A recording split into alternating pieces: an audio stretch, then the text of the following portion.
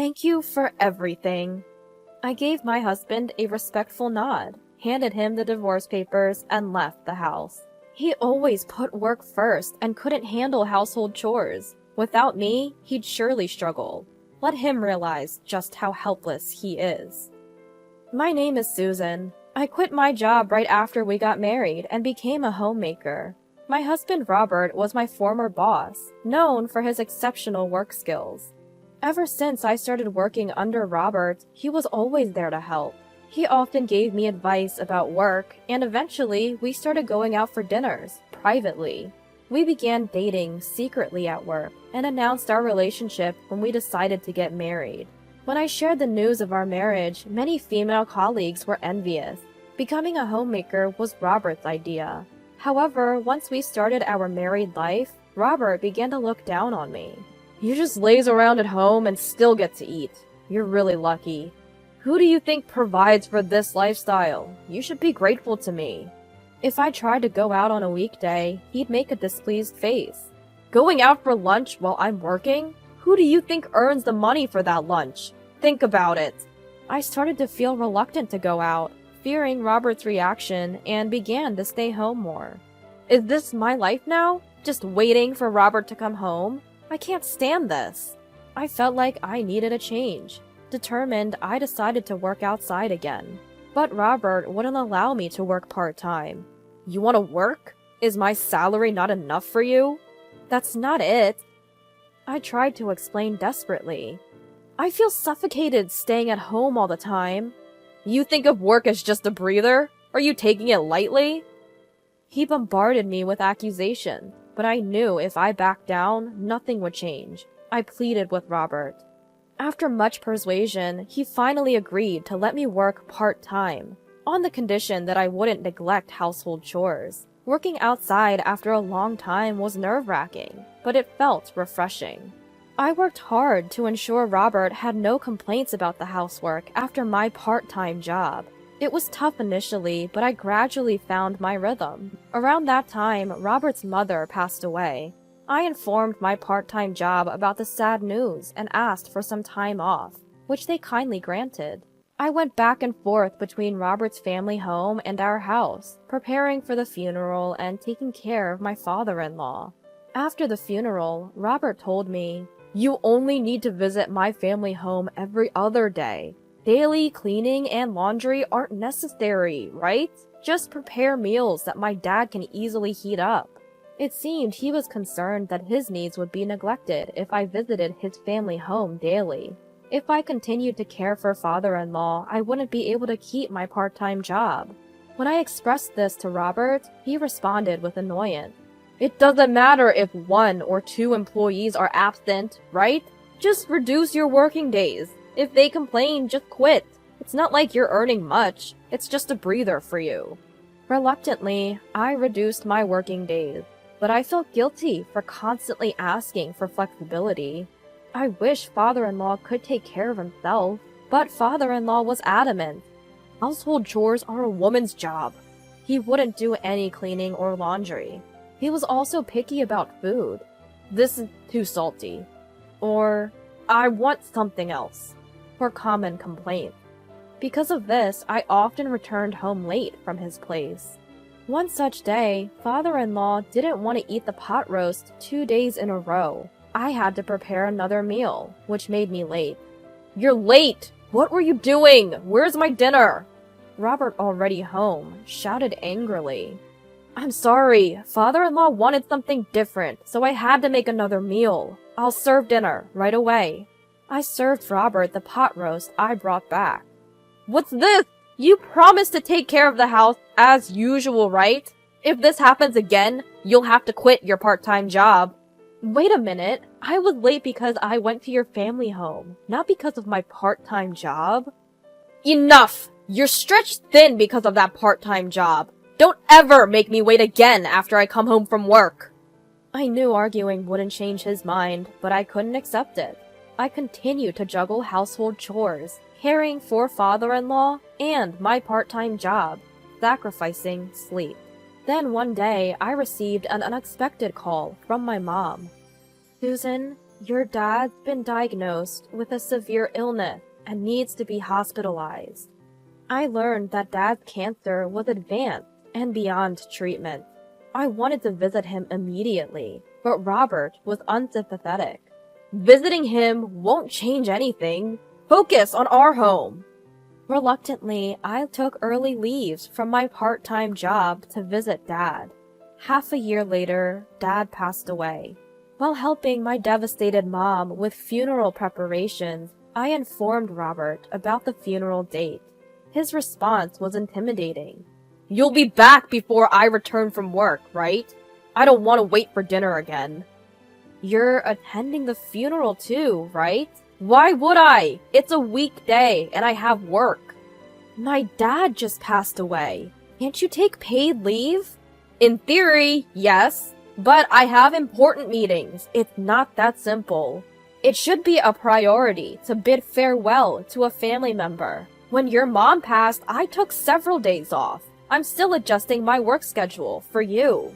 Robert scoffed. Don't compare your part-time job to mine. I have responsibilities you wouldn't understand. I can't just take time off.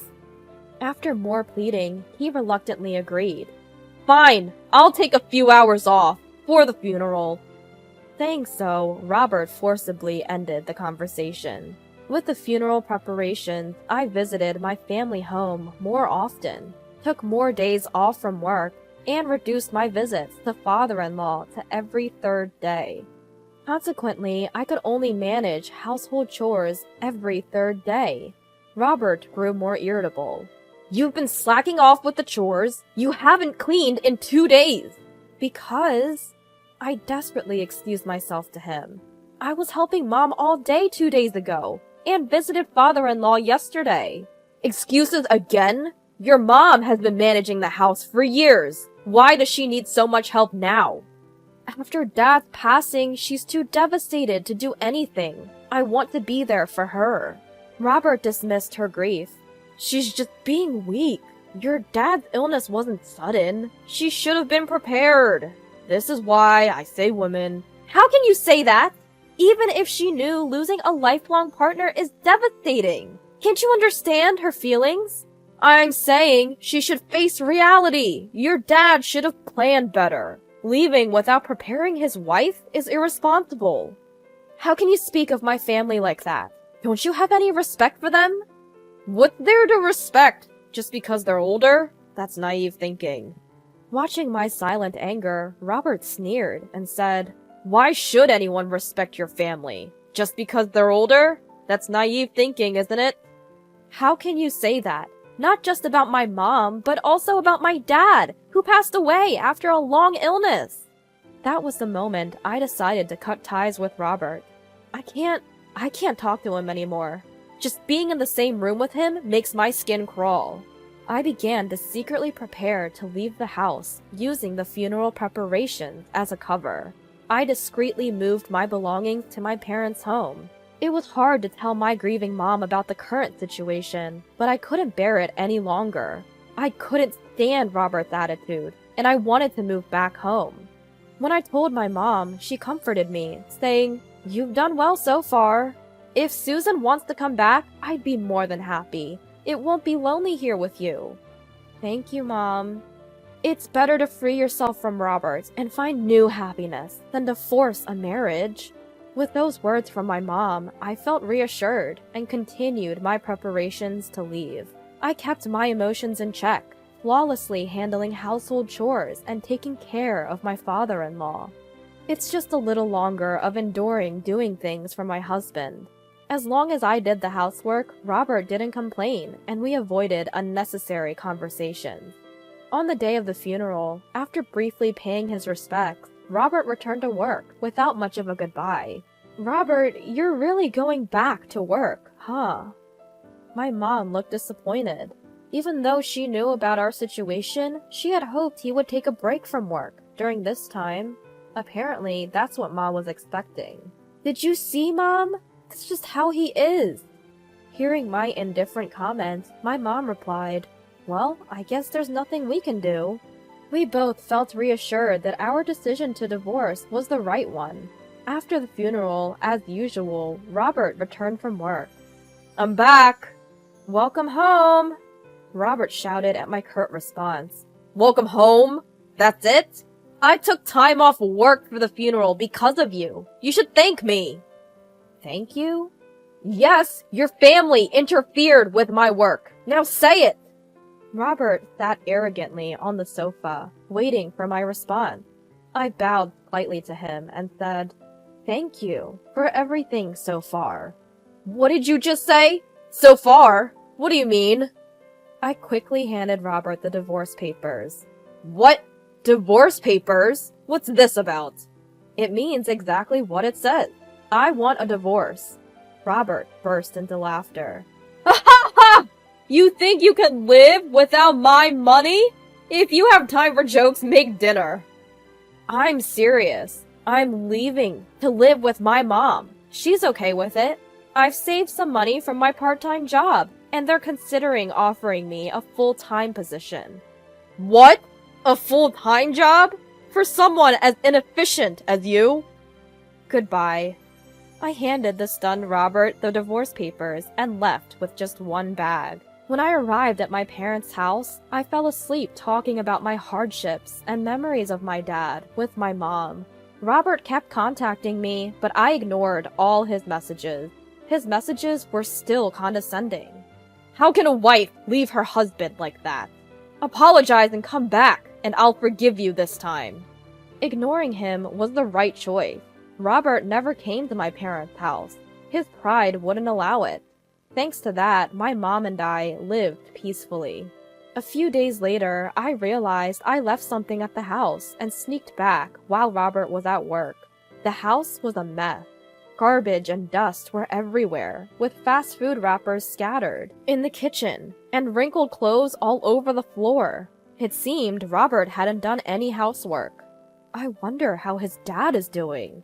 As I wandered near Robert's family home, I saw his dad and a caretaker talking at the entrance. Apparently, there were complaints from neighbors about a foul smell from the trash-filled room. "If things don't improve, you need to leave immediately." "I understand. I'll go to my son's place." That's what father-in-law told caretaker. His son's place? If his dad goes there, it'll just add another man who can't do housework, and the trash will pile up even more. Afterwards, I heard from neighbors that Robert's father had packed his bags and tried to move in with Robert. But Robert refused to live with him, leading to a big argument. Their dispute about living arrangements became the talk of the neighborhood, and eventually Robert had to compromise. Even though they ended up living together, predictably, Robert's house turned into a trash heap, causing a stench that bothered the neighbors.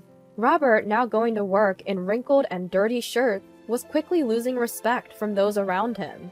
There were even talks of him being demoted, and he came to apologize at my parents' house. "Susan, I was wrong." "Robert?" Just when I thought he finally understood, he said condescendingly, "Are you satisfied now? I apologized. Now fix your attitude and come back." Robert hadn't changed at all. What exactly did you reflect on? "What? Why are you acting so high and mighty? You didn't just give a shallow apology, did you?" Faced with my calm tone, Robert was speechless. "Please go home. I have no intention of returning to that house." "But without you, the house is a mess, and there's my dad to take care of." "You just want me back to take care of you and your dad, right?" Well, you might think you're competent at work, but if you can't manage your own life, you're worse than a child." "What? How dare you talk to your husband like that?" "Not husband, ex-husband. We're getting a divorce, so we're strangers now." "Wait, I don't want a divorce." "Shut up. I am not your servant. You always look down on homemakers. Men like you, stuck in the past and domineering, should just be buried in your trash-filled houses. Stay away from me, you arrogant jerk." I shouted at Robert, locked the door behind him, and when I turned around, my mom was clapping, saying, "Well said." After that, I started the divorce mediation process. Fortunately, the offer for a full-time position progressed smoothly, and it seemed I could earn enough to live comfortably with my mom. My mom, who had been down after losing my dad, was gradually regaining her spirit now that I was back. Life with just the two of us is now fulfilling and joyful. According to my lawyer, Robert and his dad are still living in their trash-filled house. Known in the neighborhood as the useless father-son duo, they're the subject of gossip. Robert, unable to sleep properly because of the trash, is always sleep-deprived. As a result, he lost focus, made a significant mistake at work, and was forced to resign. Without the means to hire a housekeeper, their future looks bleak. Looking back, I feel foolish for trying so hard to please Robert. I'm grateful to have escaped a life of constant endurance. From now on, I'll live my life to the fullest.